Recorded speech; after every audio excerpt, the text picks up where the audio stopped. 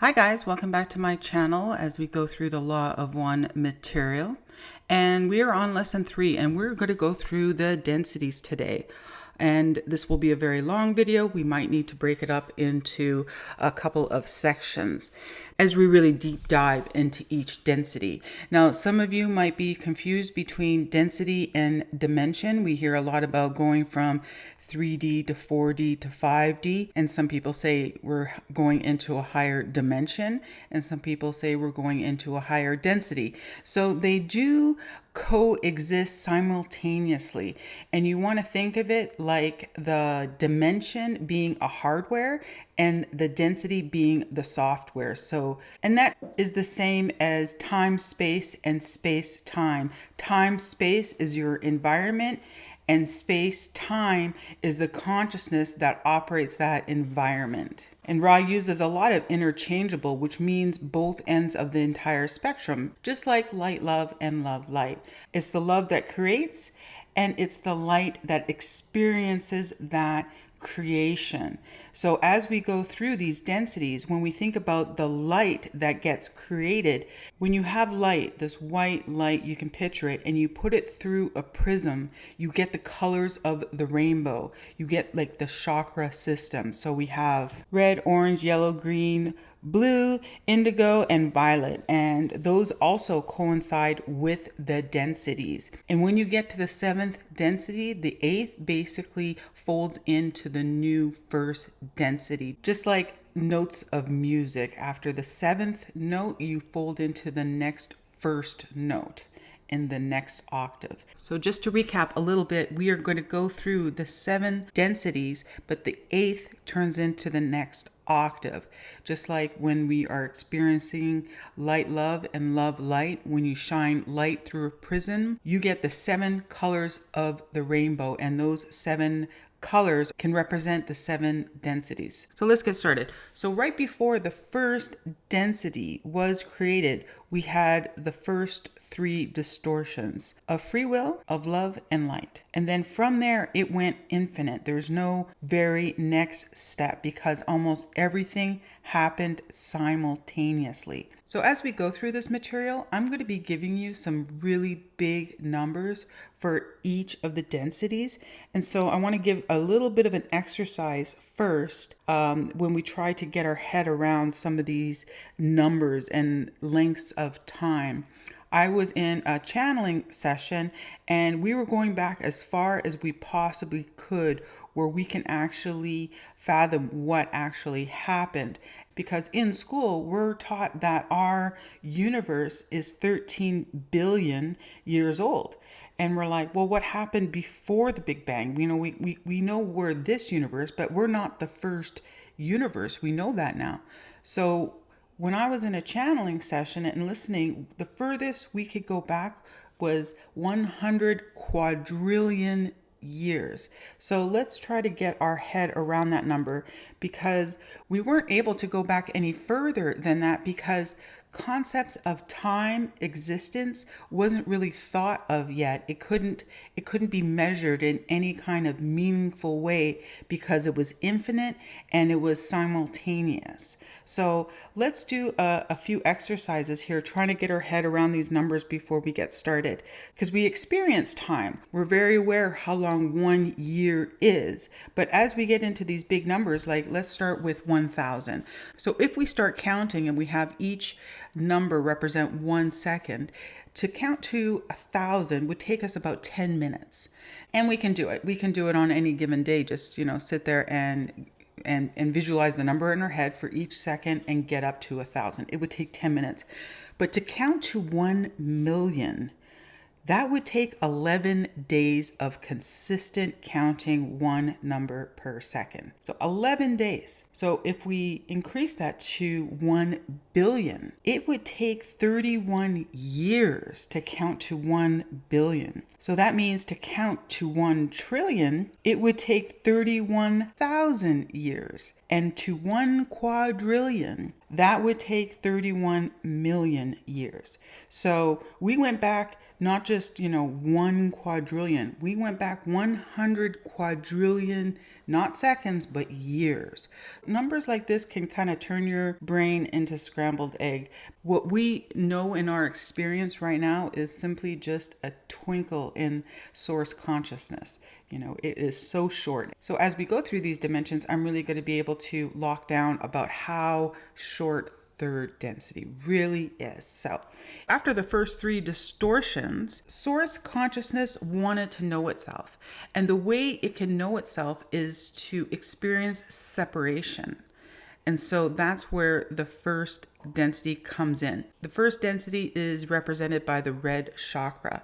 So when source consciousness expands out to experience itself and it starts experiencing the first density as an act of separation, that consciousness that is experiencing that first density won't know anything beyond that first density. And it can last anywhere between 50 million years to 2 billion years. And this is the first cycle of awareness.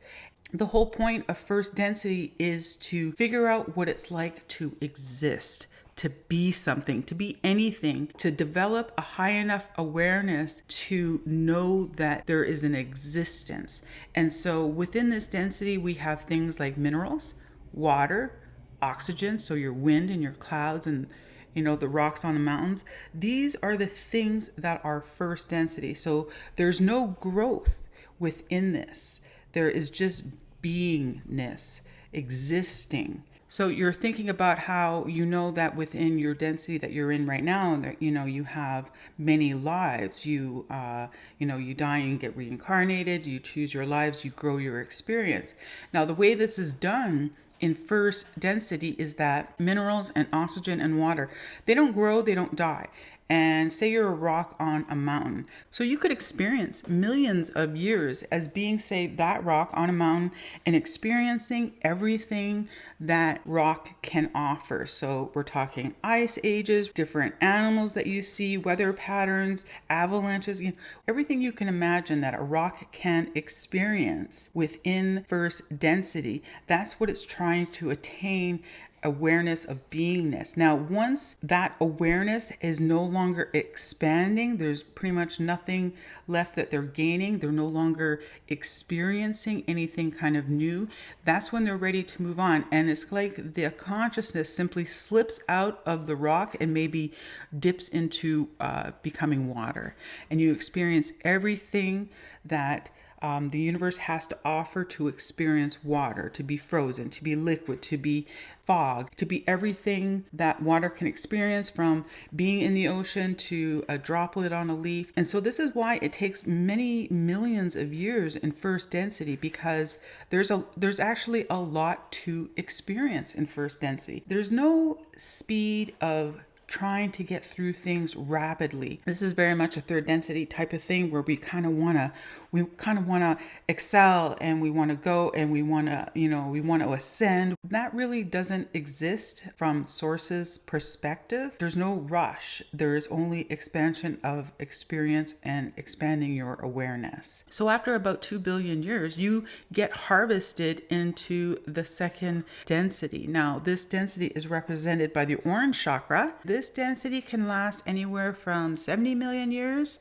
to 4+ billion years. It's also extremely long. So the second cycle is experiencing the cycle of growth. So you can think about anything that can grow. And you would start this dimension by being like single cell organisms, fungus, and then you kind of move on to plant life and animal life and things like that. Even crystals are actually in second density, because crystals can grow and they can experience. Think about all the experience a crystal can have in like a diamond or things like that, things that represent a higher awareness. So that's where actually crystals are. And you're still fully physical. And really, it's all about survival. It's about expanding. This is where you learn to experience growth. You start seeking consciousness. It gets faster and you have so many opportunities. It represents an expansion of consciousness rapidly through second density. So it could be just a few hours long. each experience of expansion, or it can be thousands of years long, like trees and crystals that can exist for thousands of years. And it's all about exploring. When you look at second density, I was always fascinated that trees are more advanced and hold a higher consciousness than most animals here on our planet. Because if you think of a lifetime of a tree, it's long, and it experiences quite a bit in its environment in communication with so many different microorganisms and animals. And it's quite the experience to live as a tree. When people do past life regression, a lot of times they will always want to express their lifetime of being a tree, because it's usually one of anyone's favorite experience and past life to remember is to remember when they were a tree. As we go through second density, you can kind of see you would start out as something small like bacteria, and then you would experience every animal there is in the ocean. And then as you advance, even before you become a tree, you would advance as things that require, say, a herd mentality. Things where there is community, where there's hierarchy, where you experience more of multi-generations, like in a wolf pack. Wolf pack is actually very, very close to third density, because it's right before you would enter third density if you were in a wolf pack.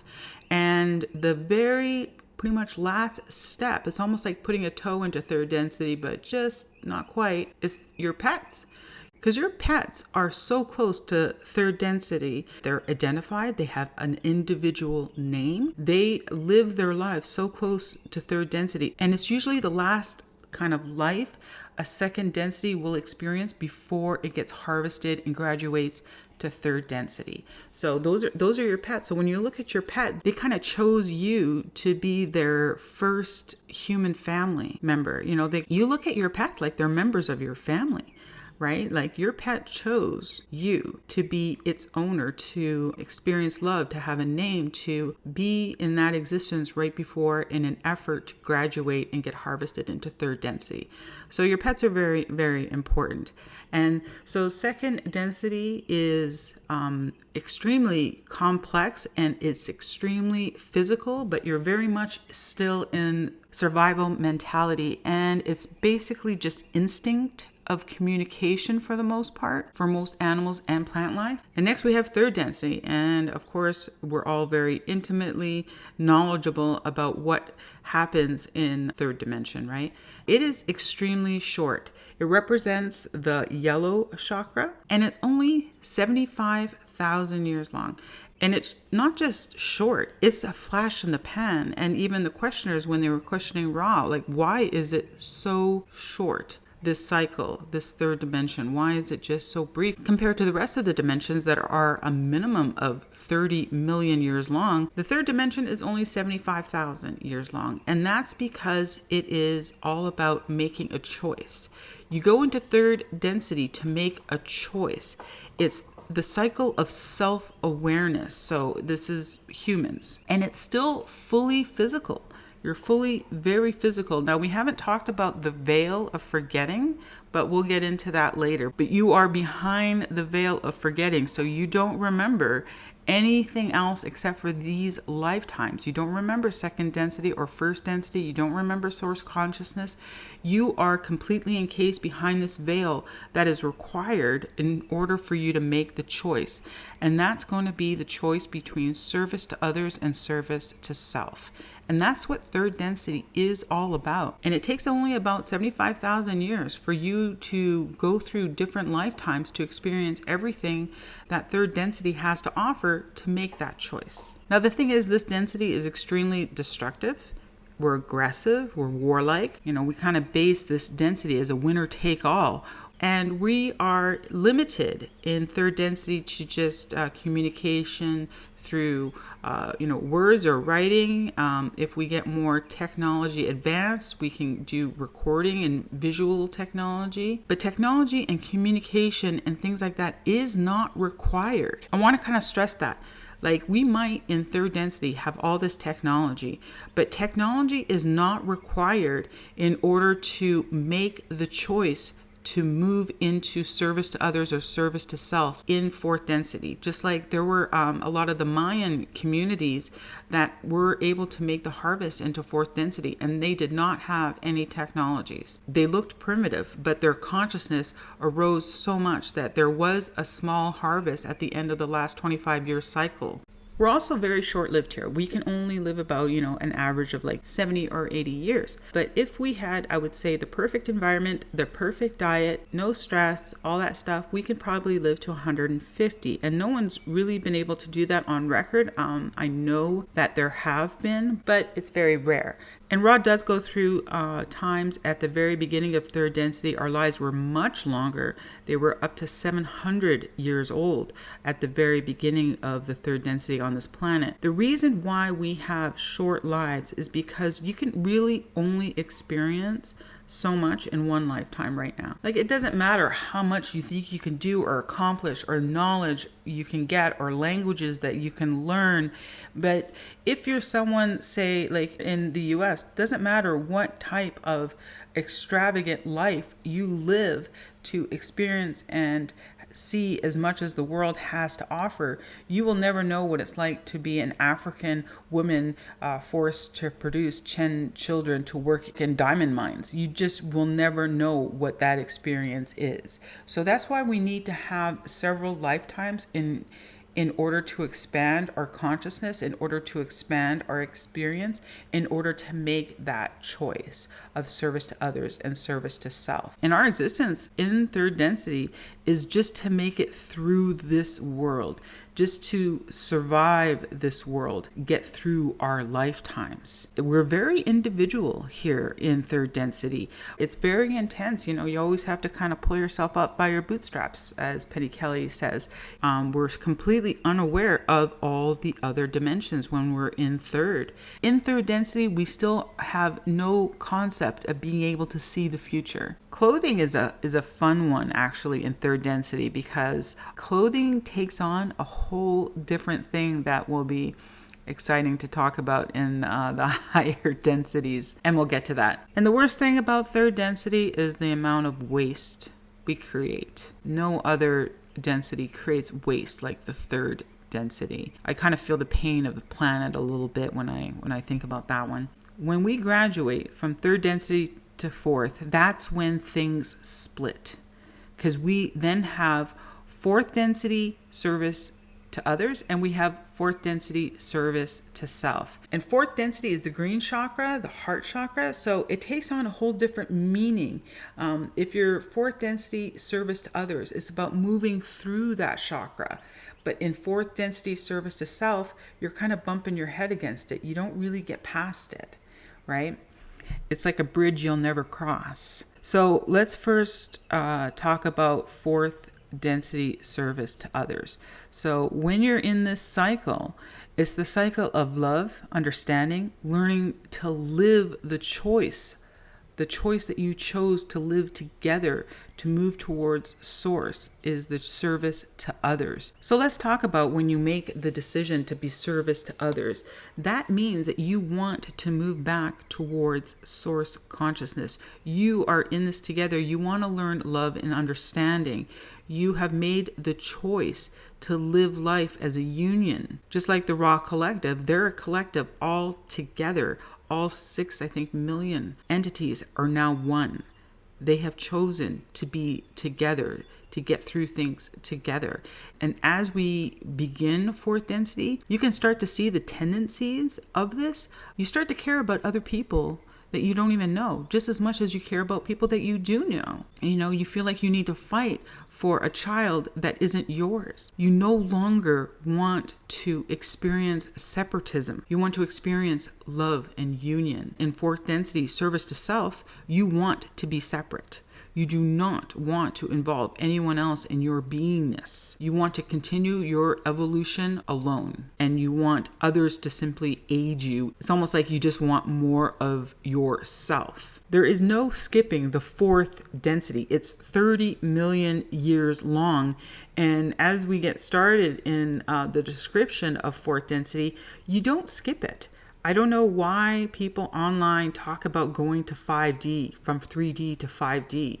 I'm like, well, big gap there. Got to fill it. Like the only individuals I would say that are going to 5D are the ones that are wanderers that came here from 5D. So even them, they didn't skip 4D. It's just that they've already been through it. So I guess it's maybe clickbait, or it's people that really just want to ascend faster and get out of these lower dimensions faster because it's so painful here right now. Maybe that's the reason why they say we're moving to 5D, because you don't skip fourth dimension. You just don't. What does happen though is fifth dimension goes into potentiality right away.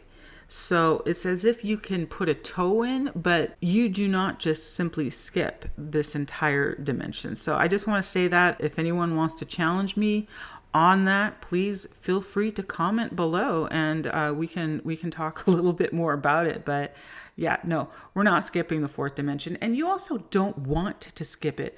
It has so many amazing things to offer. You know, we get rid of the war and we experience union and love. Like, why do you want to skip over that? Like, you know, fourth dimension I think is really, really amazing. So we should embrace it, because being fully physical, which is also what fourth density is. I mean, like, this is the reason that we have wanderers, that we have higher dimensional beings come here, because it's fully physical still. Like, that means we get to run and get out of breath and feel the sun on our face. We get to eat. We get to have animal sex. We get to swim in the water. We get to, we get to feel the physical denseness here. And it has a lot to offer, and you can really love it. And it gets sought after very much. Like, when you can spend millions, and I do mean millions of years being light and not eating. And yeah, it could be great, but sometimes you just want to remember what cake tastes like, or freshly cooked bread, and you want to know what it feels like to swim in the water. So fourth density has a lot to offer, and you don't want to skip it. The people that are always trying to give you hints and tips on how to move to the fifth dimension, you kind of want to take a little bit of pause about what they're selling you.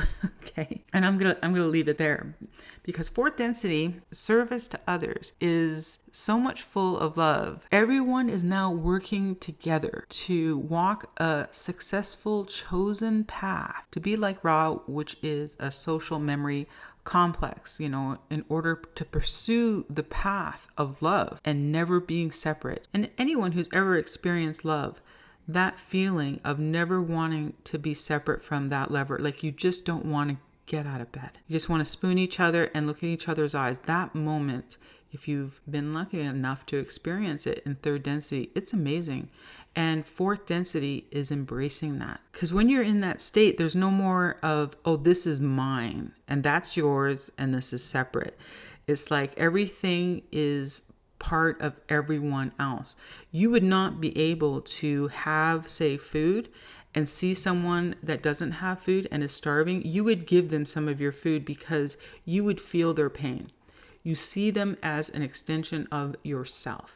So everyone in fourth density really works together to solve any issues that we have in fourth dimension. It's very nurturing in the most healthiest way. There isn't war. You don't start wars. You can defend. There might be wars going on in fourth dimension, but would defend only. It's the fourth dimension service to self. Those are ones that start wars. They want to conquer. The way they get more is not by being a union. They get more by conquering others. So let's talk a little bit about fourth density service to others. You can see the mentality that they have. The choice that they're making is more of the conquering of others to get what they need. And those around them are not there to work together as a union. They see as others around them as there to serve them, to give to them. And they don't really have the connection of if anyone being in lack of. It just simply doesn't compute to them, because it's really all about them. And if you've ever been unlucky enough to come across a narcissist mentality is such service to themselves. They really have no concept of helping others when it doesn't serve them. They look like they're helping others, but only if they can get more out of it. And they have no problems dropping whoever and whatever it is if it doesn't serve them. And that is their choice to be service to themselves. Our lives also in fourth density are anywhere from 2 to 5 times longer. So we will start living 2, 3, 400 years long in fourth density. And again, we will eventually, die and get reincarnated because there's only so much expansion within one lifetime in fourth density. You're going to go back and forth to male to female, to being different aspects of a community as you go through your lives, because in fourth density service to others, you're not just existing in a world, you're making a world. You're molding the world that you want to live in. In third density, you're just making it through this world. You're just trying to survive it. You're trying to get as much as you can out of it, and you're living through it. But in fourth density, you're making that world. And in fourth density service to self, you're going to just take a world. You're not going to make anything. You're just going to take it, because it's easier to take it than it is to make it yourself. So just like in third density, when, it was basically, you felt very individual, it's you got to depend on yourself for things. That really does go away. So let's deep dive into this a little bit and expand this concept and topic through third, fourth dimension, service to others and service to self. So again, in third density, you feel very individual and you're relying on yourself to get things done, to make it through, to survive. You might try to rely a little bit on others, but in the end, it's really going to be a lot of it up to you in third density. In fourth density, you're still your individual person, but you are in a group. You've got these team of loving people that look at you the same way they would look upon themselves. There's no hierarchy. It's a level togetherness that you have that exists within fourth density service to others. Now, service to self in fourth density is horrific, I think. You're individual, and everyone around you is more like in the military, where you have ranks of hierarchy, right? And you have like this dictator mentality. Everyone wants to be the dictator, but you've got to be individual and conquer your way up there. And then you have this almost like a military rank beneath you, is the kind of way fourth density service to self gets structured. And you can kind of see that a little bit in our society with governments and the way they run their militaries towards other countries.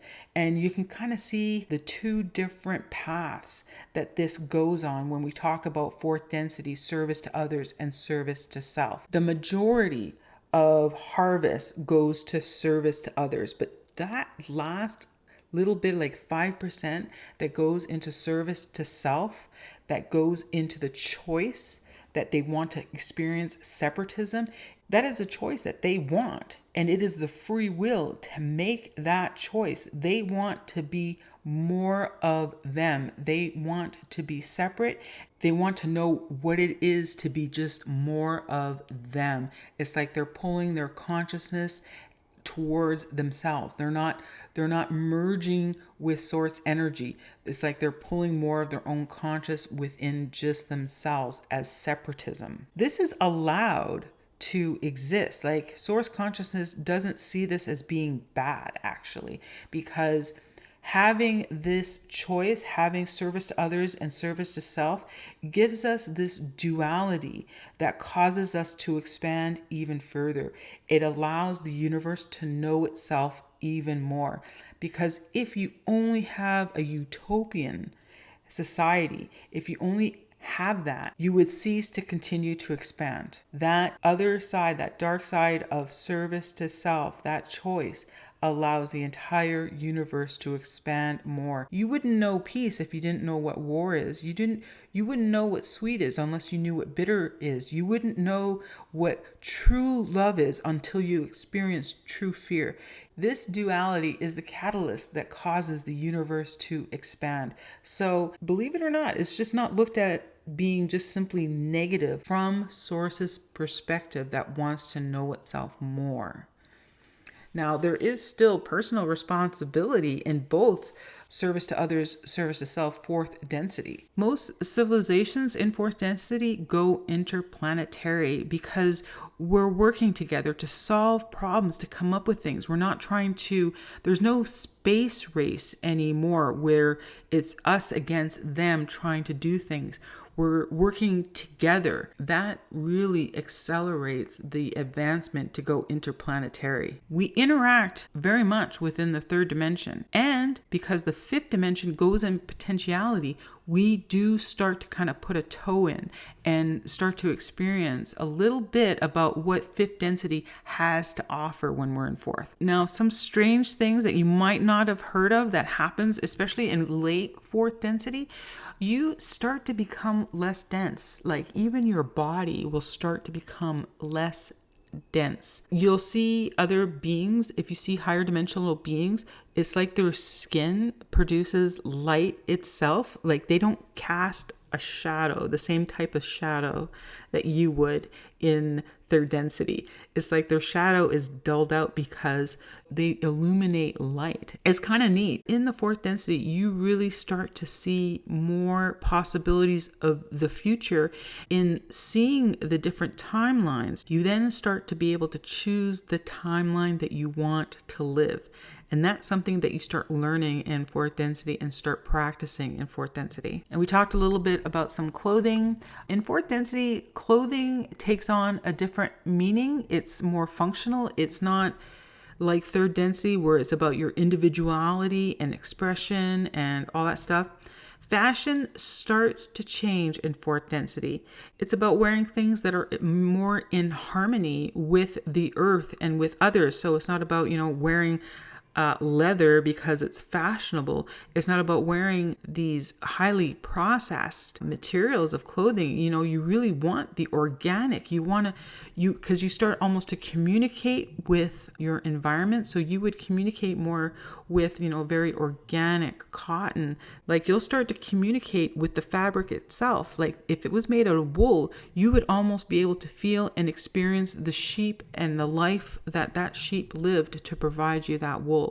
And wearing it would be almost like a union that is created that you have to service to others. The relationship you can make with the sheep, even if you've never met the sheep, you would have this union of them offering this and you accepting that offer as a union. You really look at clothing completely different when you get into fourth density as its function. Because in third density, we look at materials like even wood or metals or things like that as completely separate and just there for your benefit and to get you through third density. In fourth density, you start working with everything in your environment.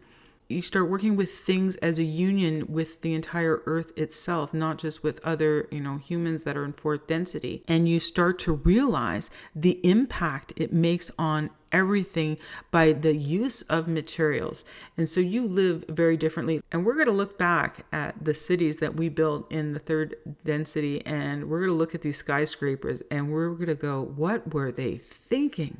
It's so not necessary to have this and have it crumble and fall apart and what it took to build it, and it's just so wasteful. I hope the future generations forgive us, because in fourth density, the waste that we produce will just naturally go down to such minimal amounts because we'll work in harmony with the things that the earth has to offer, and we communicate with everything that we use.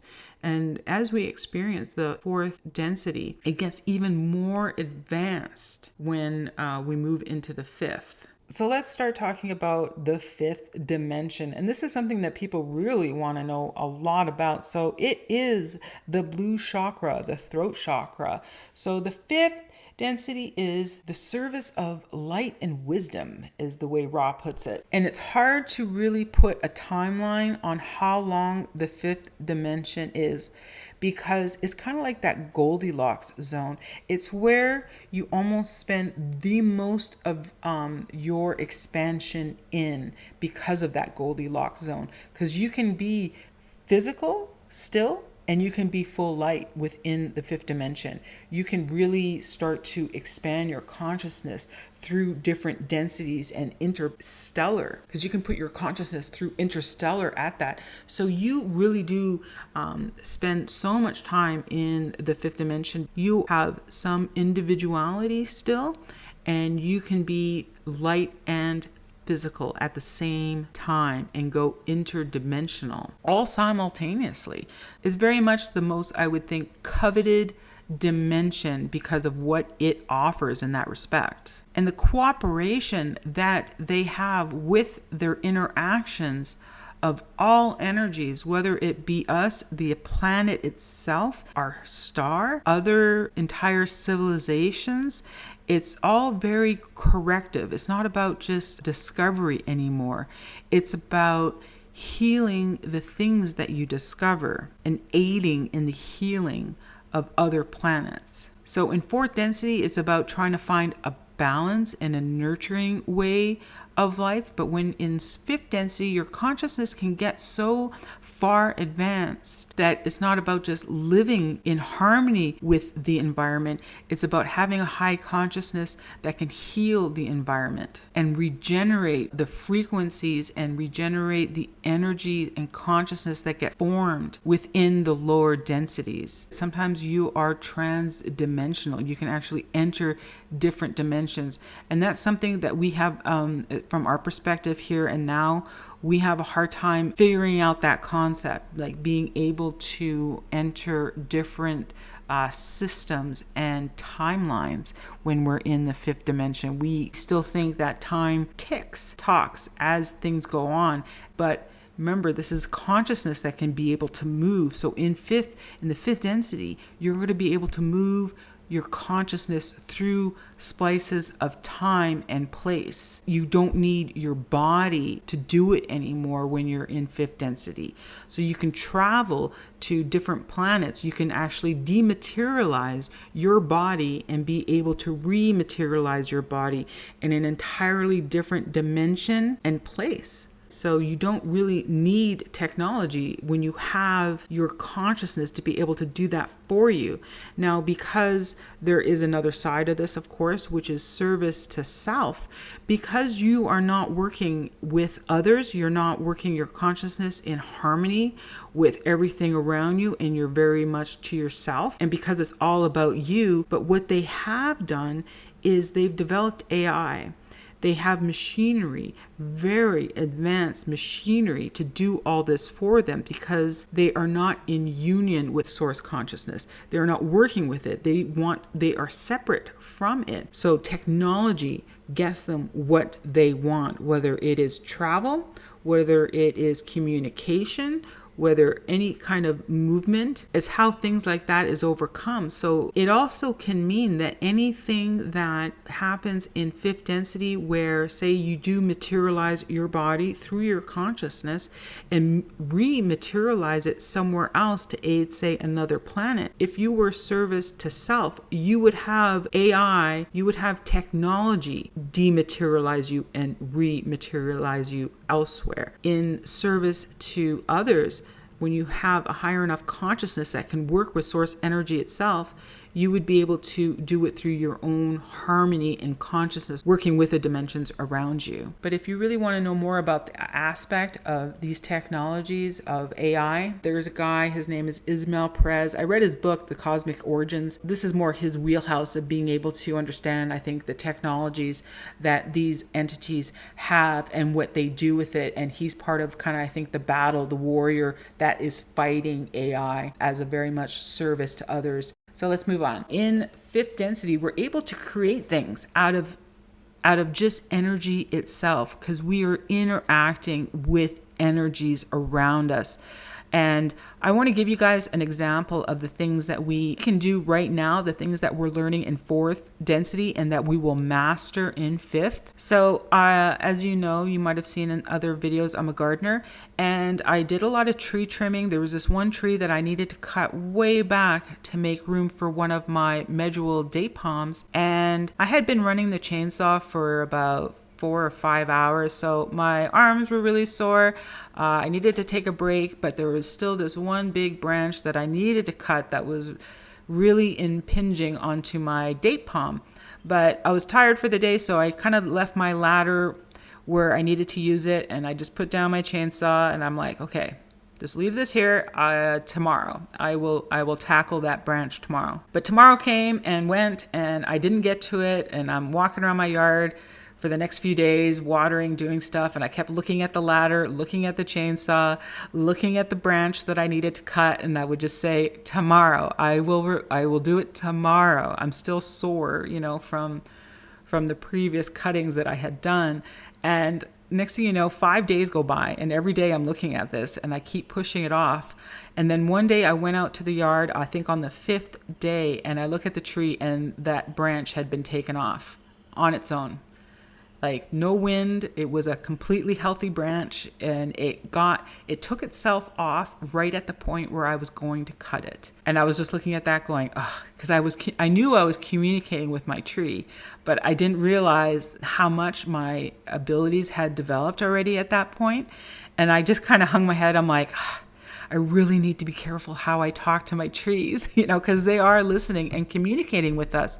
For those that have gone through awakenings, we're noticing a lot of these things happen, and we're going to spend all of fourth density doing things like this, communicating with our environment. But in fifth density, it would be like a cakewalk to communicate with things like this. In fifth density, you hear about things like if you wanted an entire tree to move, like say you wanted a tree to move 100 yards over, you would be able to communicate with the tree, and it would lift itself up from its roots, and it would walk over 100 yards and then dig its roots back down and completely move. It can do things like that, and you can communicate with it to do things like that.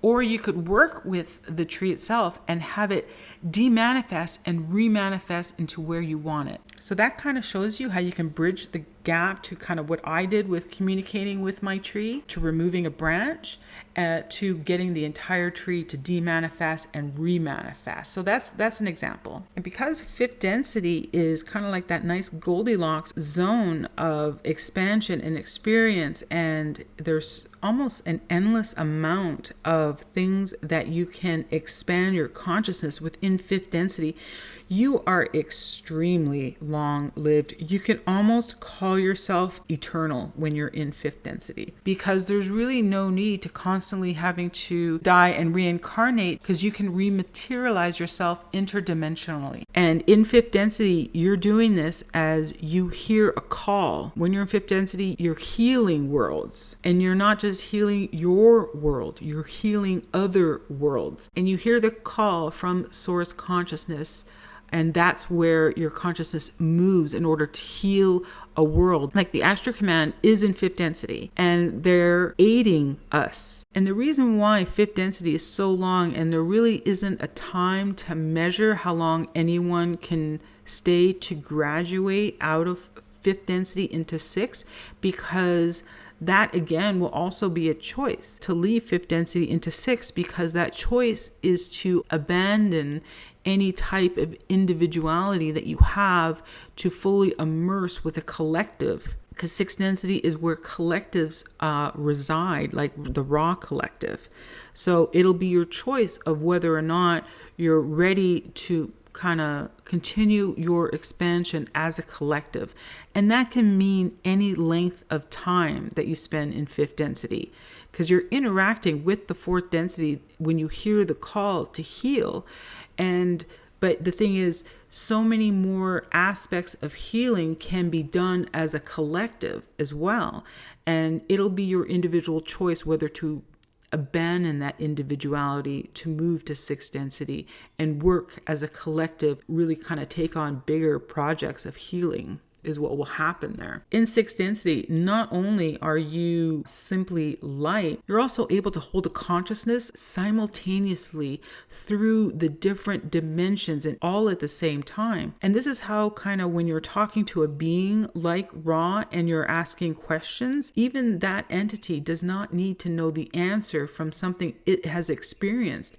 It is holding the entire collective's consciousness. So you're able to get answers from questions that are so far beyond in different dimensions, but you're able to pull it because you are in union as a collective throughout those interstellar densities. And so this is where, a lot of people's minds start to get a little bit more scrambled egg. But let's still try to focus here in fifth density and talk about the things that happen here. Let's talk about some clothing in fifth density. It takes on an even more dramatic aspect. I've had 2 experiences with the Astral Command, and I won't get too deeply involved in the things that happened to me when I was there. But when the first time when they brought me back after being on certain ships, I do remember what the individual that takes me back looks like. When it first happened, the first time, I really just brushed it off. Like, that didn't really just happen. Maybe it was a dream or something because I was in bed, and I just brushed it off. I didn't really even think about it much more.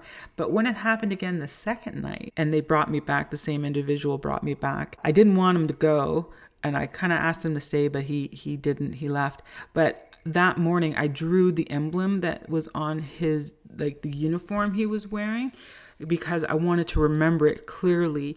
And I did find out that symbol was part of the Astral Command and the suits that they're wearing.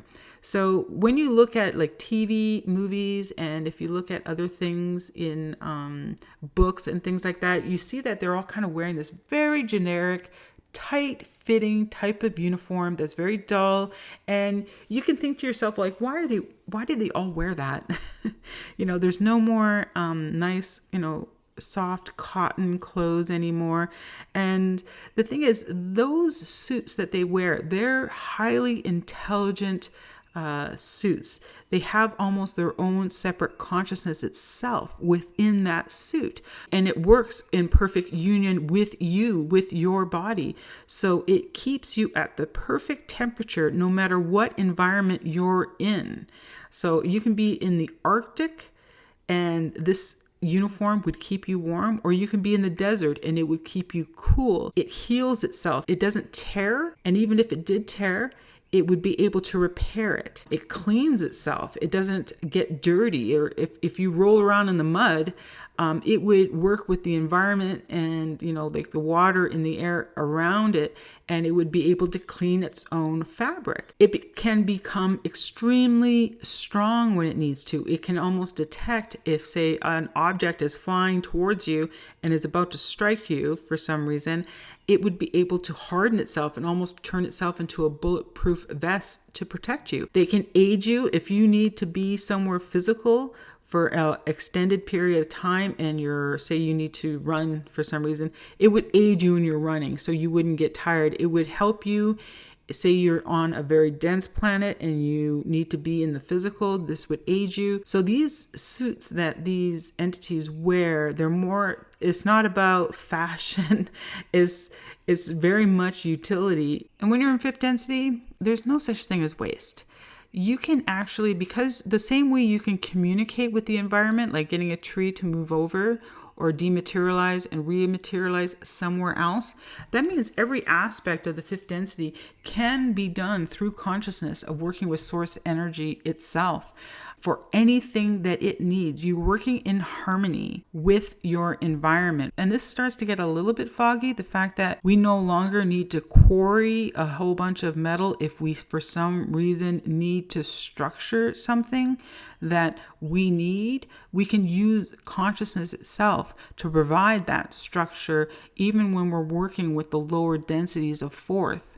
There is zero waste in the fifth. Okay, so let's just touch a little bit on the sixth and seventh dimension. So the sixth represents the indigo ray of the chakra, and the seventh is the violet, the crown. So Ra is in the sixth dimension, wanting to graduate to the seventh. So they have already made the choice for absolute union. And once you've made that choice, you want to go into the seventh dimension, because there's actually not a lot of difference, I would say.